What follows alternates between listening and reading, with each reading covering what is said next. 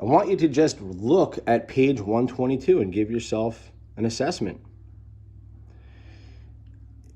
Why assess? Because people just walk into a gym and they just start moving around. They don't know anything about what is a squat supposed to look like? How is it supposed to feel? What should I be thinking about? What's my mental checklist?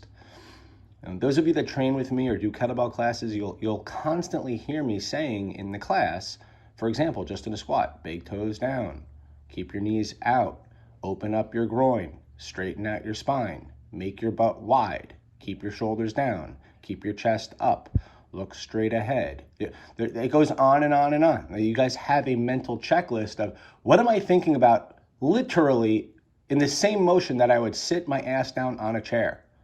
Just that basic motion, what am I thinking about when I make it an exercise?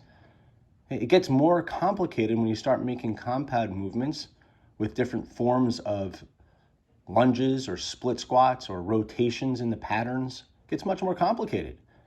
We're talking about just sitting your ass back in a chair and making it into a squat. What are you thinking about? The average person isn't thinking about anything.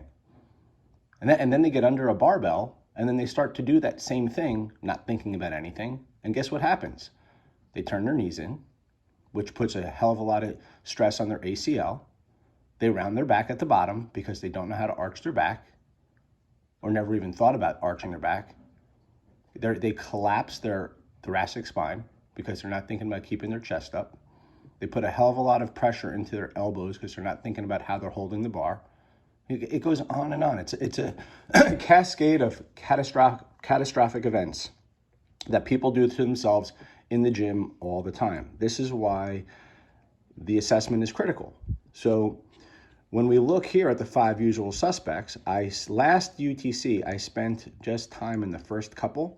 This UTC, I'll cover these 2 very briefly and go into the last 3 in much more detail, just for the benefit of the veterans. One of the reasons why I'm going to do that is because this chest reverse breather, I'm going to spend a lot of time in a separate video talking about breathing. And I'm going to send you guys things to listen to about breathing. There's a reason why it's number one. Number one. When you start to move in the gym, it is absolutely critical that you learn how to breathe diaphragmically. Everybody thinks they're breathing diaphragmically until you show them that they're not. They're not. And the more you sit all day, the more you're definitely not. It's also very important that you learn to breathe through your nose and that you're only breathing through your mouth when your heart rate and all of your other, your blood pressure, everything else gets high.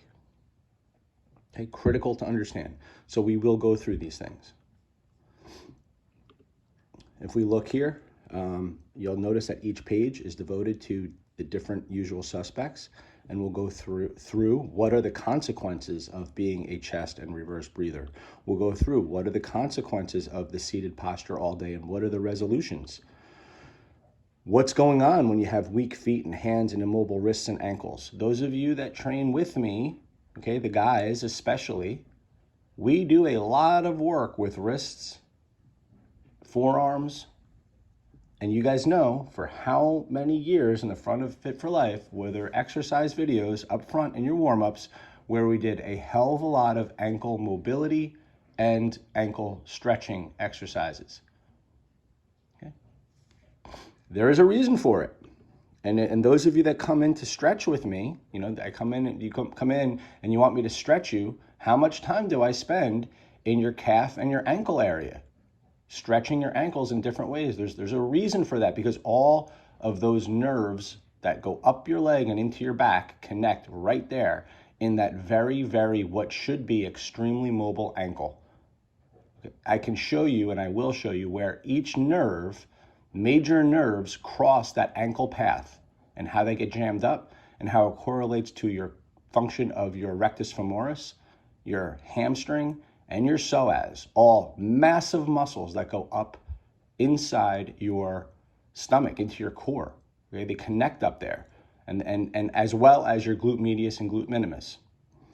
And then we'll talk about core instability and T-spine mobility. So when we're talking about core stability, we're talking about how do you brace your core. Okay? Most people do this completely wrong. They'll suck their stomach in, and think that they're bracing. That's not what you do. We'll talk about T-spine mobility and why it's so important. If you want an example of T-spine mobility, how it's supposed to look, Google images right now of any professional golfer, Tiger Woods, Rory McIlroy. Look at the images and look at what they look like at the back of their swing. Look at what they look like at the back of their swing. Look at how much rotation they have, not in their lower back, but in their upper back. That's what we're talking about. Now, you don't need a tremendous amount of T-spine mobility, but you need enough to cash the check of the thing you're doing. And guess what the average golfer on the golf course can't do? They can't do that. So where do you think they're getting it from? Their lower back. Why does every golfer complain of their back and their knees and their hips? That's why. You see, you got to be able to cash the check. If you want to fire a golf club around your head and then hit a golf ball when the head of the club is going 100 miles an hour, there's a cost if you can't cash the check. It's no different than if you want to bench press a certain amount of weight, or if you want to push something over your head with a certain amount of weight, or if you want to squat with a certain amount of weight. If your body can't cash the check, it leads to what? Pain in the body. And then finally, we'll talk about the cost of posterior chain weakness. That means a weak ass, weak hamstrings, weak back. Okay, we will talk about how to address that and why that happens. And then we will look more carefully at you guys. We'll say yes or no to all these things, and you can get an idea of where you are. Okay, so that's what we're going to be doing for phase 2, along with many other things. But I will promise to clean up what we missed in phase 1. I'll do that tomorrow. I'll go through it fairly quickly. And then I'll be in the gym showing you guys a bunch of stuff for phase 2, talking about these usual suspects. All right, guys, looking forward to it. Have a great rest of the day.